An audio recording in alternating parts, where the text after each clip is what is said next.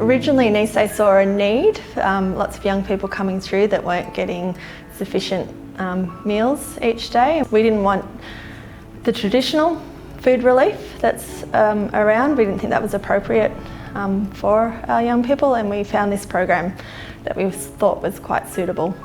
So Fair Feed enables the young people to go out into the community and access food at a reasonable price. It only costs them $3 for a $15 meal, and they can then take part in the community and engage with the cafes, the workers at the cafes. They could take a friend along with them, and it just gives them that opportunity to feel normal and enjoy the things that we take for granted.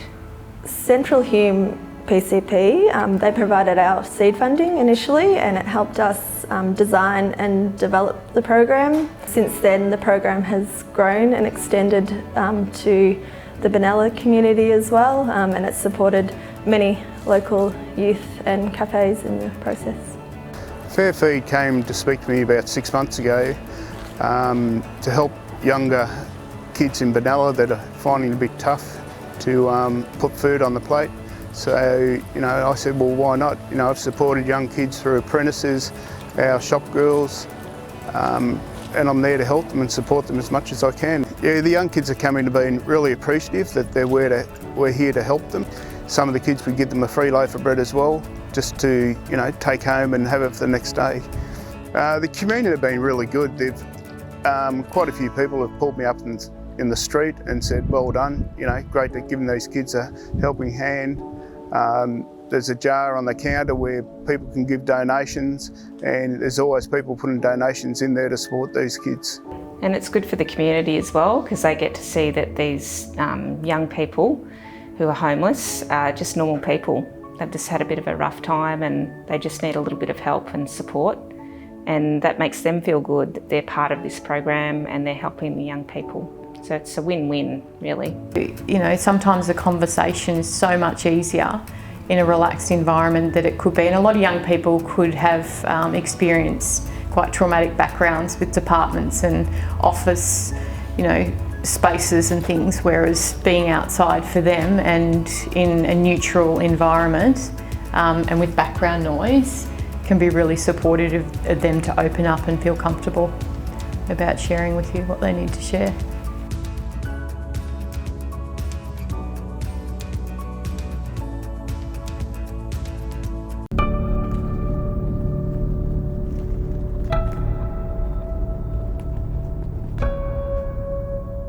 The project came about in 2007, 2008 when the Wangaratta Local Aboriginal Network was first established here in Wangaratta. They developed a community plan which outlined local goals and aspirations, and in that plan, in those early days, was an aspiration. They called it their own place, or our own place, and so it's been a goal for over 10, 12 years, which is only just starting to get momentum now. Wangaratta Gathering Place has been a vision for the Aboriginal and Torres Strait Islander community in this area for a long time, that we can have somewhere that we can gather, we can celebrate our culture and embrace it, and enable other people in the community to learn. The partners in the project, there's quite a few. So let's start with, first of all, it started with the Dirawarra Indigenous Network in Wangaratta as, I guess, the project owners. They came up with the idea and the concept. And the other partners that have come on board with that include Central Hume Primary Care Partnership, based in Benalla, the Albury-Wodonga Aboriginal Health Service. Both those organisations have auspiced different stages of this project. Gateway Health, where we're located today, is a major, I guess, sponsor and also key partner in the project. The Rural City of Wangaratta Council is also a key partner. We've recently had the Victorian Aboriginal Childcare Association established in Wangaratta, or VACA. So they are also, as a established Aboriginal organisation, they are a key partner in the project. And Department of Health and Human Services, who have been a major funder or funding partner of this project. They funded the feasibility study, and they also have funded the next stage, which is the business plan development. So these partners initially were approached to be part of the project. The first part of the project was a feasibility study, and Central Hume Primary Care Partnership auspiced that project. In other words, they held the bank account. When the funds were provided, then they managed the financial transactions on our behalf. All the other partners come together and form a project steering group or a committee, and that committee met on a regular basis to oversee the implementation of the projects at different stages. There's a lot of anticipation in the community around the project because it's been such a long process from idea to feasibility study was probably about 10 or 12 years.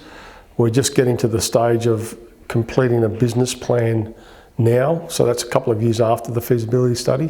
Allowing people the opportunity to be proud of who they are and where they come from is only going to improve the health and well-being of their families and all Aboriginal and Torres Strait Islander people in the country. To be able to go to a specific Aboriginal and Torres Strait Islander organisation, you have to travel. So we want to try to alleviate that by having this space. It'll certainly be sustainable because the feasibility study proves that. We just need to make sure that we follow the recommendations in the feasibility study and we implement a business plan effectively to make sure that the establishment is undertaken properly.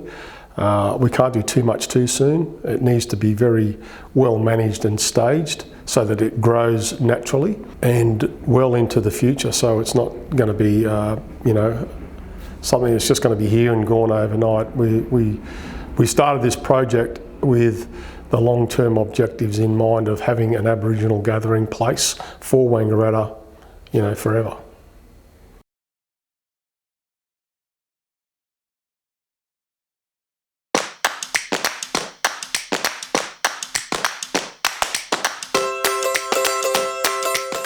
My name's Catherine. I'm one of the dietitians at Benalla Health.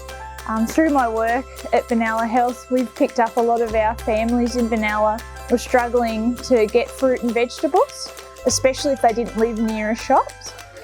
So I met up with Val from St Vincent's, and Val came up with a great idea.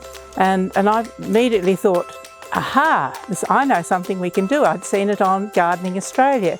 The building of wicking beds for growing vegetables or plants, but particularly of interest to us was vegetables. So we started off with 10 trial garden beds and now we have 75, so the project has just grown, and we found that a lot of the participants are eating more fruit and vegetables, but they're also outside more often with their families, which is lovely to hear. We love our gardening. We just didn't have a garden. So we've just recently moved in. We've been here for 2 years. So it's just been great. It's been a great addition to our backyard.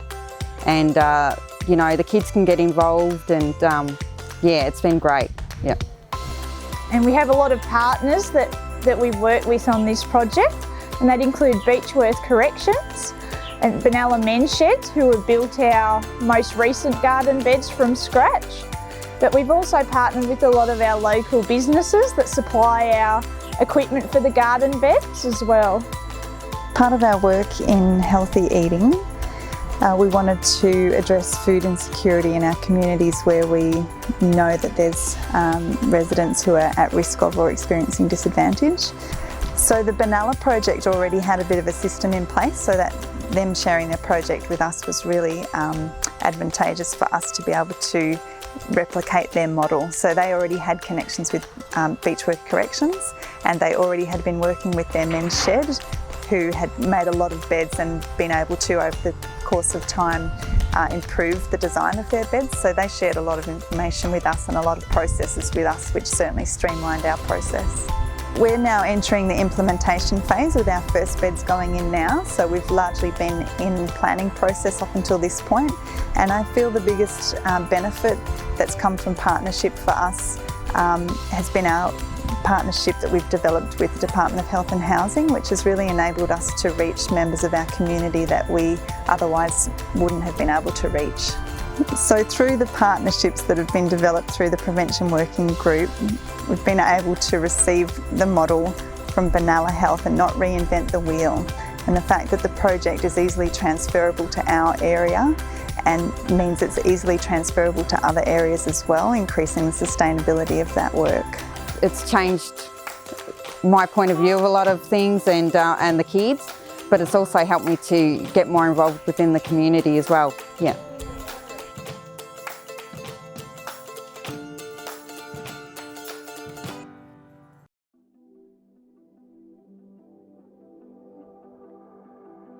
The breastfeeding app itself goes through each stage in a pregnancy journey. So women are receiving a consistent message. They're receiving the same information across the whole region now in regards to their breastfeeding and pregnancy journey. And with that, women can make more informed choices and empower their journey. It's trying to normalise breastfeeding. It'll help you come across some issues that a woman might incur in her breastfeeding journey, and her to be aware that these things are very normal and there is help locally available to her in her breastfeeding.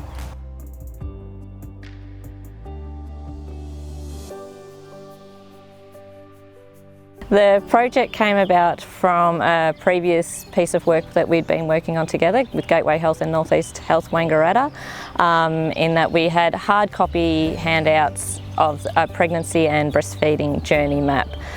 With that, we wanted to make it a bit more sustainable, so we looked at either a website or an app to hold our information on, and we decided with an app was the way to go, which would best target our target group, being pregnant and breastfeeding women.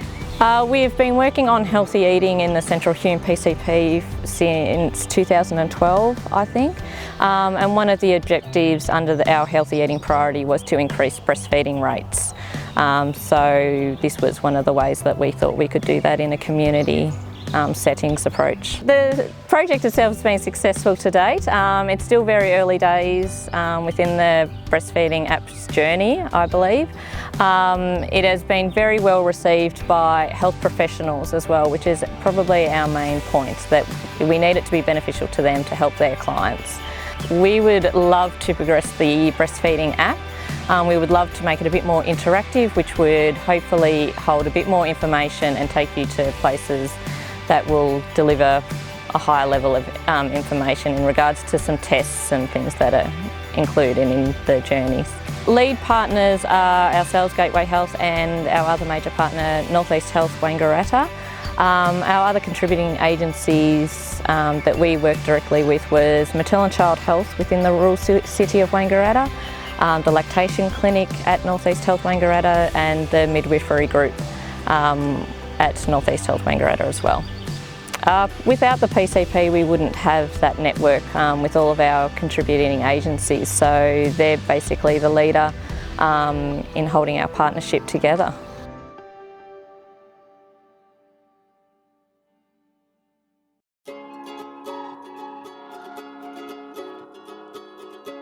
The Proud and Deadly Awards is an annual celebration of the aspirations, talents, excellence, achievements and valuable contributions our Aboriginal and Torres Strait Islander students make to their respective schools and communities. Hi, my name is Nikki James. I'm a local Yorta Yorta woman, a mother and a member of the Proud and Deadly Awards Committee. The Proud and Deadly Awards acknowledges our students' efforts and achievements throughout the year. I believe it encourages our kids to be proud of themselves with the support from our Benalla community.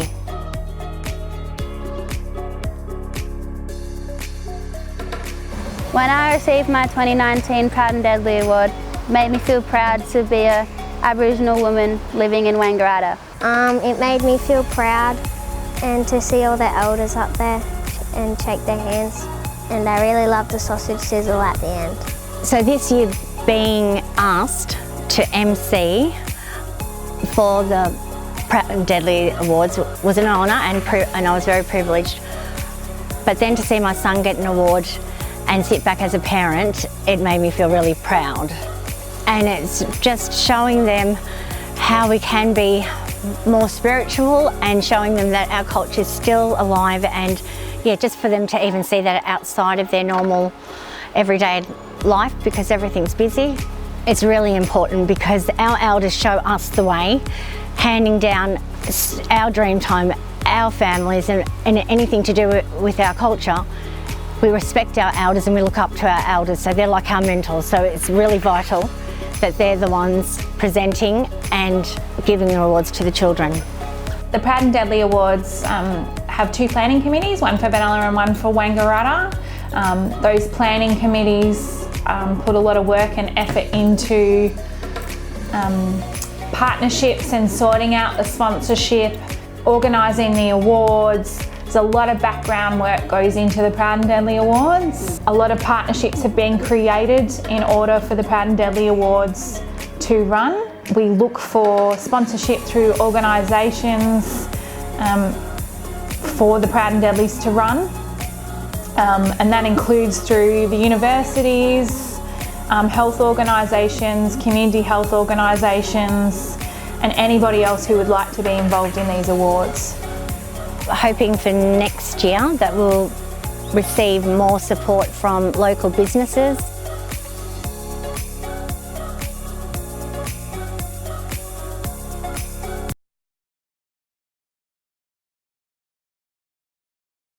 So the Chronic Care Workforce Initiative 2018 came about following the initial Chronic Care Workforce Initiative in 2016 and 17 by the Central Hume Primary Care Partnership led by Leanne Cleland, which looked at a training needs assessment which identified gaps in the knowledge of health professionals in self-management support, and then provided some training for a number of health professionals to complete training within self-management.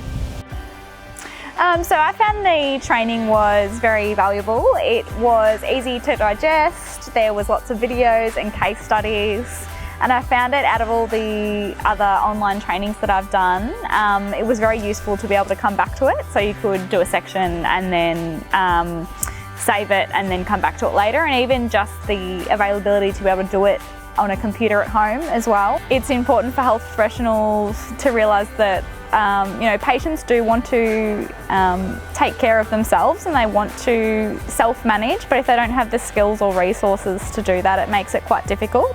But through this course, clinicians are able to have a variety of tools because it's not a one-size-fits-all, and people will need help in various areas, and at the end of the day they aren't health professionals, but they are professionals in themselves.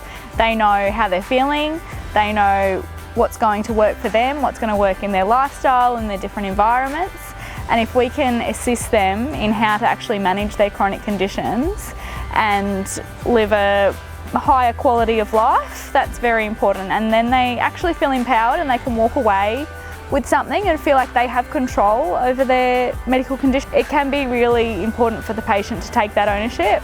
So I think this project is very important to have those partnerships throughout various health services and linking in and sharing resources, because especially in small or medium-sized rural communities, we don't all have money for this and money for that and money for other training.